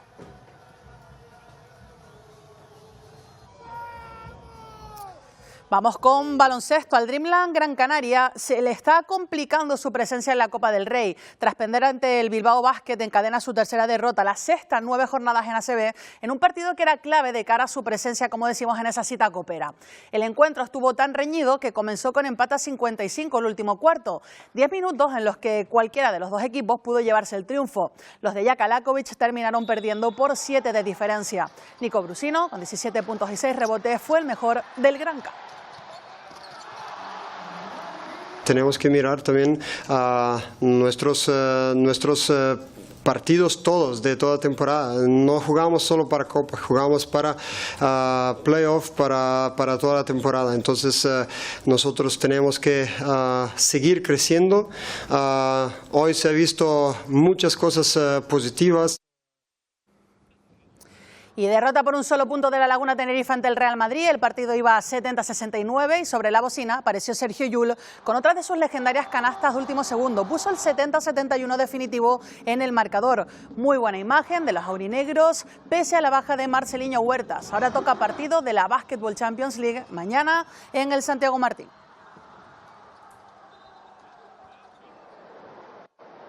Bueno, yo prefiero perder así que de 20. Todo lo tengo claro. A mí lo que me gusta es que mi equipo compita y que además compita incluso mejor cuando está desacertado y cuando faltan 2 titulares, ¿no? Como hemos hecho hoy, porque eso demuestra que el trabajo que estamos haciendo es el que es. Y en la Liga Femenina Endesa, el Spar Gran Canaria no pudo imponerse en su visita al Rocha Arena y terminó cediendo ante un Valencia Basket que marcha tercero en la competición. En el conjunto valenciano participaron las canarias Leti Romero, que acabó con 16 puntos, y Elena Buenavida. El próximo desafío para el Spar será este sábado ante el Uni Girona. El envío para Leti Romero, muy buena. El rebote lo gana María Araujofievich, de nuevo de 3, otro. Y movimiento en el banquillo de uno de nuestros representantes de la Liga Iberdrola de voleibol. El Tenerife Libis La Laguna anunciaba ayer la destitución de Guillermo Orduna como técnico de ese primer equipo. La marcha deportiva del conjunto de Taco es el motivo. Las tinerfeñas son décimas en la tabla de la competición doméstica a falta de una jornada para que termine la primera vuelta y ya sin opciones de estar en la próxima Copa de la Reina, que por cierto se va a disputar en enero y en Tenerife, después de perder este fin de semana.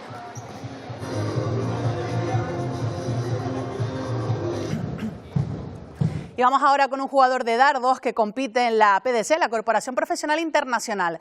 Desde 2015 a 2021 lo hizo con la tarjeta del Tour Profesional y cuando parecía retirarse, regresó este año y se clasificó para un mundial por 7ª vez, que además se va a celebrar en Londres, del 11 de diciembre al 3 de enero. Él es Cristo Reyes y ya está con nosotros. Cristo, ¿qué tal? Muy buenos días. Buenos días. Muchísimas gracias por acompañarnos. Muchas gracias. Cristo, ya entiendo con la maleta preparada, ¿no?, para irte a Londres a competir en este mundial.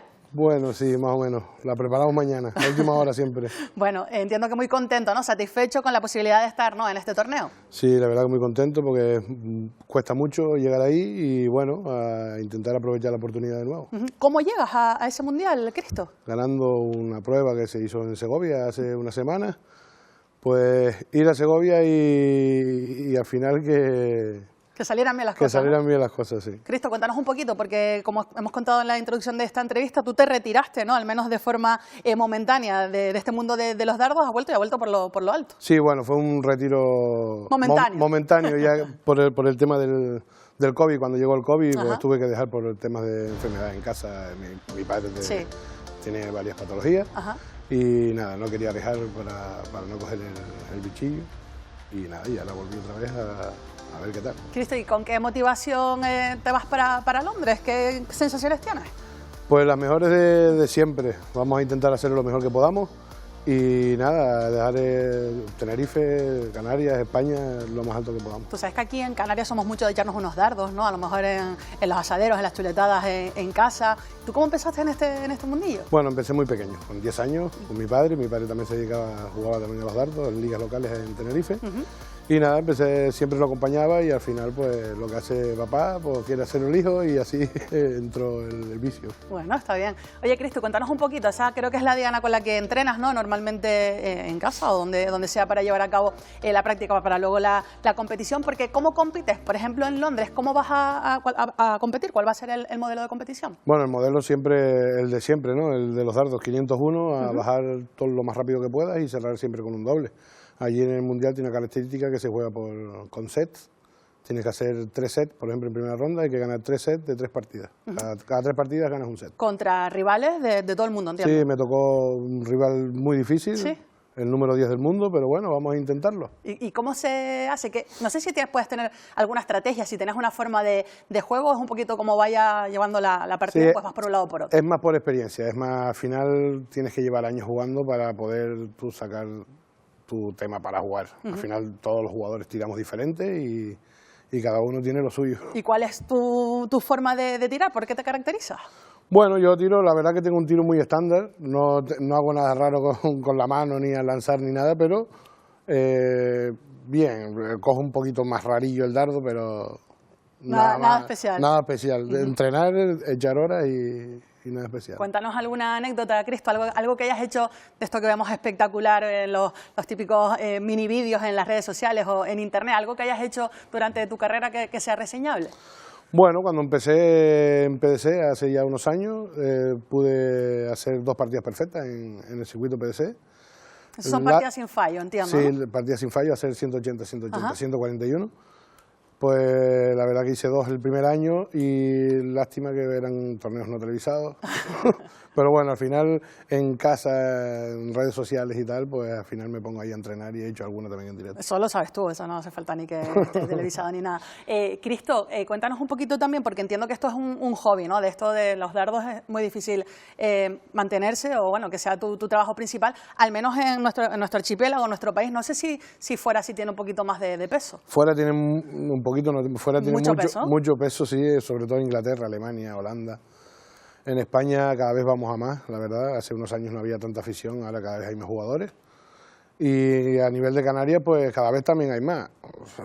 A partir de uno empezar a salir a jugar fuera y tal, la gente se ha animado un poquito más. Muy bien. Pues Cristo, muchísimas gracias por acompañarnos esta mañana aquí en Buenos Días Canarias. Voy a dejarte aquí una petición. Si lo haces bien en Londres, venimos con una diana, con una cosita aquí bien hecha y nos echamos unos dardos. Hecho. Sí, que me he quedado con las ganas. Sí, hecho. ¿Te parece?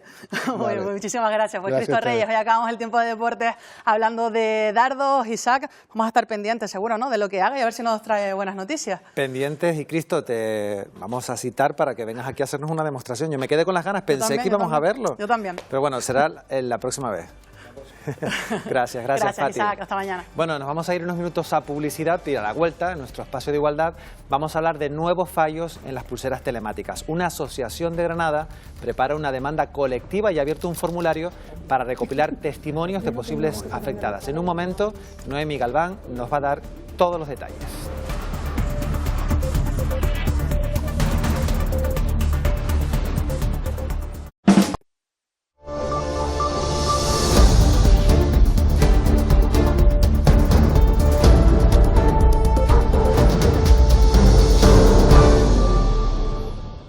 Buenos días, Canarias. Continuamos como cada martes en nuestra sección de igualdad. Vamos a hablar, ya les los anunciábamos, de ese fallo en las pulseras telemáticas, pero también queremos aprovechar este espacio para comentar uno de los asuntos de la actualidad política de los últimos días, los casos de acoso sexual presuntamente cometidos por el ex alto cargo de Moncloa, Francisco Salazar. El Partido Socialista trata de salvar los muebles tras varios escándalos que golpean de lleno la imagen que ha tratado de trasladar de un partido comprometido con el feminismo. Para hablar de este y otros asuntos está con nosotros Noemi Galván. ¿Qué tal, Noemi? ¿Qué tal, Isaac? Muy buenos días. Responsable de igualdad. Un tema, como digo, de actualidad política y sobre el que tenemos que poner, evidentemente, todas las miradas. Sí, primero fue pues todo lo que ha sucedido con el caso Koldo, con Ábalos, cómo se referían a las mujeres prostituidas, y ahora nos encontramos con ese caso de posible acoso sexual con dos denuncias que parece al menos que se han intentado opacar y que también están provocando pues desconfianza en las votantes del Partido Socialista.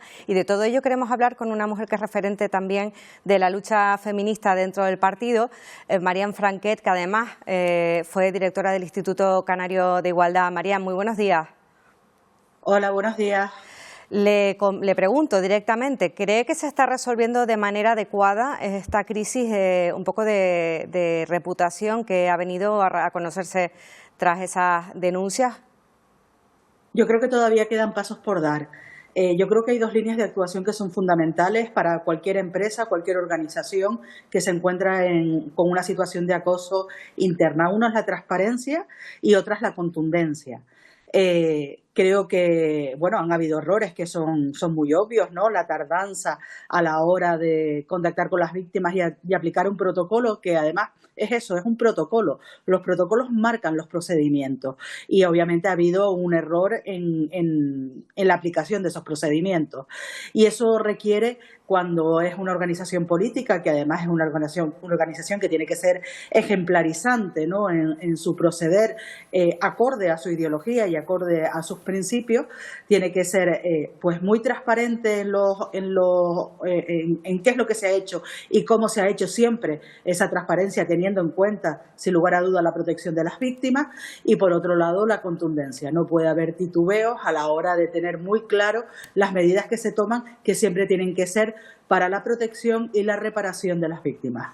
Lo cierto, Mariana, es que ya, bueno, las votantes del Partido Socialista vienen con cierta herida motivada por el escándalo de Ábalos, de Koldo, toda la trama, y esa mención a las mujeres, cómo las trataban a las mujeres prostituidas. Le pregunto, ¿ha habido la contundencia suficiente, ya que usted misma la mencionaba con estos casos? Yo creo que las primeras de las situaciones que tienen que ver con Ábalos, con Koldo y eso que ha tenido una deriva, que tienen también que ver con cómo se trataba a las mujeres, cómo se hablaba de ellas y cómo se las utilizaba, ¿no? Como las mujeres prostituidas, al final es algo que además venimos defendiendo desde el Partido Socialista, es una fórmula de violencia de género. Por lo tanto, se ha producido violencia de género.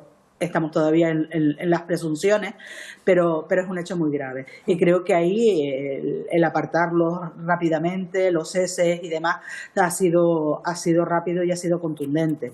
En el segundo caso, que es el de la denuncia por acoso, ahí creo que es muy obvio que no se ha sido ni rápido, y la contundencia viene ahora, pero ya es una contundencia que ha perdido fuerza, porque realmente los protocolos antiacoso tienen una finalidad, que es la de la actuación también rápida, la de la protección de las víctimas y la de la reparación. El tiempo, igual que en el sistema judicial, cuando se dilatan mucho los procedimientos, cuando no se actúa correctamente, estamos revictimizando a las mujeres, en este caso, que son las víctimas. Y ahí se ha fallado. Se ha pedido disculpas, además de forma reiterada, y eso es importante, creo que es fundamental, asumir los errores, eso es lo primero, asumir y pedir disculpas, pero punto y seguido tiene que venir una segunda fase, que es la de las actuaciones. Ya hay un cese que creo que va hoy a Consejo de Ministros, según las informaciones periodísticas que han salido, pero yo insisto, los protocolos son esos protocolos, marcan responsables y marcan tiempo para las distintas fases que hay que hacer para poder llegar a una conclusión de si ha habido acoso o no ha habido acoso y qué medidas hay que tomar. No conocemos ni los responsables ni por qué se ha fallado en el tiempo. Y creo que eso es una reclamación que desde el seno del Partido Socialista, desde las feministas y los grupos de mujeres, pues se está reclamando, ¿no? También esa transparencia para saber qué ha fallado en ese protocolo, por qué no se ha seguido y quiénes son las personas responsables. Pues nos quedamos, Marian, con ese mensaje porque nos pasamos un poquito de tiempo. Muchísimas gracias por atendernos y darnos también esa valoración, que recordamos también el acoso y esta violencia sexual hacia las mujeres es sistémica, es estructural y no depende de partidos políticos y de siglas como hemos visto en los últimos periodos. Muchísimas gracias, un abrazo, buen día. Efectivamente, buenos días. Un saludo. Bueno, es una lectura interesante, obviamente. Sí. Contundencia, Contundencia, y ese es el mensaje con el que nos tenemos que quedar y luego saber qué pasará con el voto feminista del Partido Socialista. El voto feminista y el de todos los que estamos en contra de ese tipo de comportamientos, está claro. Luego. Por cierto, Noemi, en esta sección íbamos a hablar del fallo que había en las pulseras telemáticas. Hay una asociación de Granada que plantea una demanda colectiva. Cuéntanos. Sí, una demanda. Están buscando además y han creado un formulario para que más víctimas puedan pronunciarse si han tenido fallos y cómo, con la idea de esa demanda colectiva ante la Agencia Española de Protección de Datos. Creo que podemos saludar ya a María Martín, que ella es la presidenta de la Asociación La Bolaera de Granada. María, ¿qué tal? Muy buenos días.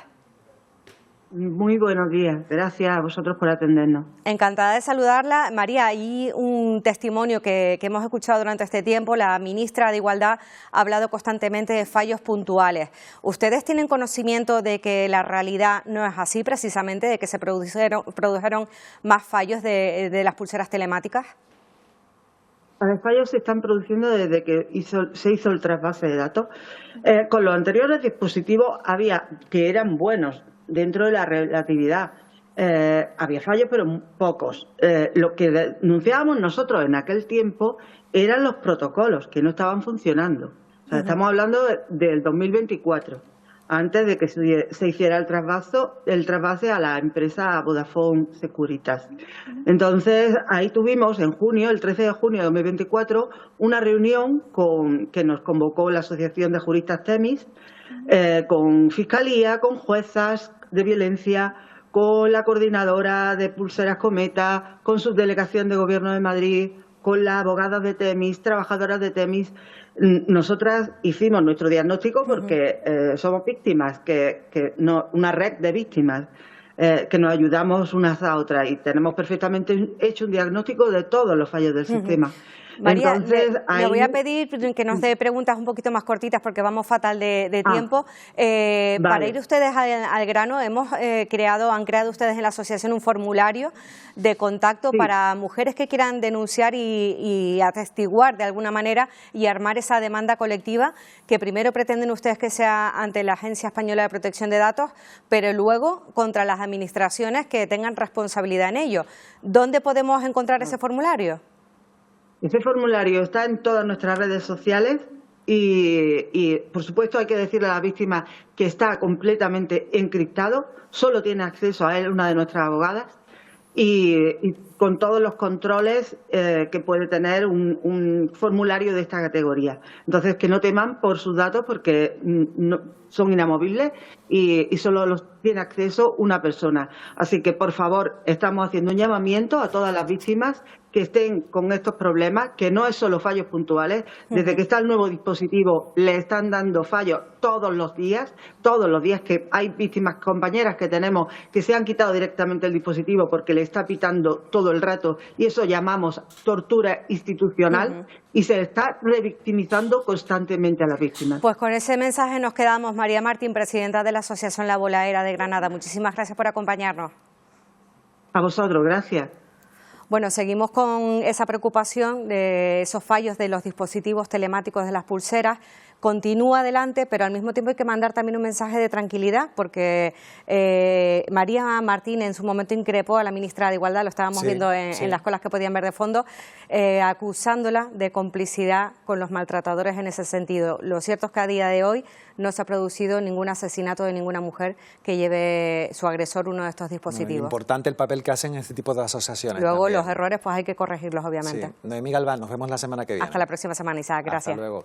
Los quesos de La Palma están de enhorabuena. La Granja Las Cuevas ha conseguido 2 medallas de plata en el Campeonato Mundial que se ha celebrado en Suiza. Lo han logrado con un queso de oveja y otro de cabra. Todo un éxito si tenemos en cuenta que a este certamen se presentan casi 5.000 quesos. 2 quesos de la Granja Las Cuevas de Punta Gorda, en La Palma, han sido galardonados en el certamen internacional conocido como los Óscar del Queso. Es un reconocimiento a la labor diaria en el cual pues se está gratificando el trabajo que se realiza y nos da aliciente a seguir mejorando y seguir aprendiendo en el día a día. Sendas medalla de plata para el curado de oveja con pimentón y el de leche de cabra de 20 días. Es un producto artesano con una constancia. Nosotros intentamos tener nuestra alimentación de la propia finca, tenemos nuestro forraje, zona de pastoreo y la elaboración que sigue siendo elaboración manual, en cueva, maduración, el ahumado característico de la isla. Y cómo no, razas isleñas. Tenemos la oveja canaria, tenemos la cabra palmera y tenemos la cabra majorera. Siempre están diferenciadas para seguir con nuestras líneas puras de razas y seguir mejorando todas. Con esta intención seguirán trabajando para ofrecernos quesos que ya por sí solos son un premio. Vamos ahora a conocer la previsión del tiempo. Emilia González, ¿qué tal? Buenos días. ¿Qué tal? Buenos días, Isaac. Muy pendientes del mar, de esas olas que podrían llegar a alcanzar hasta los 4 metros, ya nos comentaba también Vicky Palma al principio de este programa, en algunas zonas de la costa del archipiélago. Sí, todavía seguimos con una situación marítima un tanto revuelta y vamos a concentrarnos, vamos a intentar explicar qué es lo que está sucediendo. Vamos a ir primero con el primero de los gráficos que hemos preparado hoy, porque es el que nos va a indicar lo que va a pasar desde hoy a mediodía hasta el viernes a las 12 de la noche. Mira, ahí tenemos una borrasca que se llama Dan o Bran, creo que se llamaba, porque no es de nuestro grupo, que lo que ha hecho es enviar oleaje al archipiélago. No es esta borrasca, esta es la siguiente que vendrá y que probablemente sea una borrasca que tenga nombre porque parece bastante profunda, de alto impacto. Esa borrasca que está muy lejos de las islas lo que hace es enviar ondulaciones, que es lo que nosotros llamamos el mar de fondo porque no tenemos viento, ondulaciones hacia las islas. Durante los próximos días esas ondulaciones van a volver a generar oleaje intenso. De hecho, si se fijan en los colores, están entre 4 y 6 metros esas zonas más verdes. ¿Eso qué quiere decir? Cambiamos de gráfico y les explicamos qué quiere decir que un oleaje esté entre 2, 4 metros o 4, 6 metros. Vamos a quedarnos 2, 4 metros. Lo que indica el modelo de previsión con un oleaje de 2 a 4 metros es que el 67% de las olas van a ser inferiores a esa cifra, es decir, por debajo de 2 o 4 metros, el 67%, pero hay un 33% que es el oleaje medio, es decir, de 2 a 4 metros será la altura media de todo ese oleaje en un 33%, pero es que dentro de este 33% hay un 10% que podrían ser de 6 metros y hay incluso un 1% que podría duplicar la máxima, es decir, en vez de 4, 8. Lo que no sabemos es cuándo va a llegar. ¿Qué más influye? El periodo pico. ¿Qué significa el periodo pico? Lo que significa es el tiempo que tarda una ola y la otra, en formarse una y en formarse otra. Esto también indica cuántas olas van a llegar a la costa. Con un periodo pico de 18 segundos indica que van a llegar a la costa en una hora 200 olas. Cuantas más olas lleguen a la costa, más pequeño será su tamaño. Pero cuantas menos olas lleguen a la costa, más tiempo dará a que se genere más energía y crezca más esa ola. Y luego influye la orografía. En una profundidad bastante acusada, pues las olas no van a crecer tanto, que si llegan a la costa tenemos una profundidad somera y ahí la ola se levanta.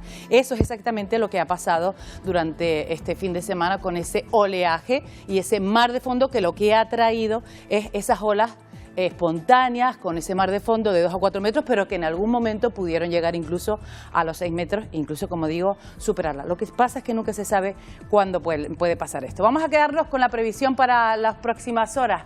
En principio, la imagen de satélite hoy nos muestra pues cielos bastante despejados. Si se han asomado a la ventana, hoy no tenemos prácticamente nubosidad. Tenemos sobre todo nubes de tipo alto, hileras muy poco importantes, y a la espera de nuevos cambios. Los cambios los traerá este sistema frontal, un frente que entrará por el noroeste y que nos dejará precipitaciones a partir de mañana a mediodía. Vamos a ver la previsión para hoy. La previsión pues nos indica cielos bastante despejados, de nuevo con nubosidad alta y de nuevo con calima, porque la calima no se ha ido. Es verdad que no es muy importante, pero sí se nota todavía ese polvo en suspensión. Esta tarde esa calima se irá y mañana el cambio de viento también la retirará. Hoy de momento seguimos con ese viento de suroeste flojo, con muy poco viento y con muy mala mar. Oleaje en torno a los 4 metros de altura en las costas del norte. Vamos a ver la previsión que indica para mañana con esa proximidad de frente, pues que desde a las 12 de mañana miércoles ese frente llegará regando al norte de las islas y en principio va a afectar sobre todo la isla de La Palma, norte de Tenerife, norte de Gran Canaria y Lanzarote. Norte de Lanzarote también, a lo largo del día esas precipitaciones pueden extenderse al resto de los lugares, pero no van a ser tan importantes. Así que mañana tendremos ese cambio de tiempo, cambiará la calima por las precipitaciones y habrá que sacar el paraguas. No sé si podemos irnos con una fotografía que muestra claramente, ahí la tenemos, desde el pico del Teide, un ascenso que ha hecho José Carlos Herrero, un guía de montaña, y que se ve perfectamente no solo la calima, también el reflejo, la sombra del Teide y las islas enfrente. Bueno, pues con todo esto hemos repasado el mar, mucha precaución porque va a seguir muy revuelto y mañana sacaremos el paraguas porque llegará un frente. Muy bien, que sepas que me ha parecido muy interesante toda la explicación de las olas, de cómo se producen. Espero que se haya entendido, porque con poco tiempo es difícil, pero y de espero cómo que se haya llegan entendido. a alcanzar los 4 y a veces podría ser incluso los 8, o sea, muy bien explicado. Y depende mucho de la orografía, sí. Fíjate, del fondo marino. Muy bien, muchas gracias, Emilia. Buen día. Nos vemos mañana. Nosotros vamos a conectar de nuevo con Eva porque tenemos novedades sobre el caso del pescador de Lanzarote. Sí, ya lo adelantábamos, se confirmaba el fallecimiento del joven después de ser rescatado ayer por la tarde en el mar y trasladado al hospital. No pudo superar la parada cardiorrespiratoria. Última hora, Salvador Cruz, ¿qué más sabemos?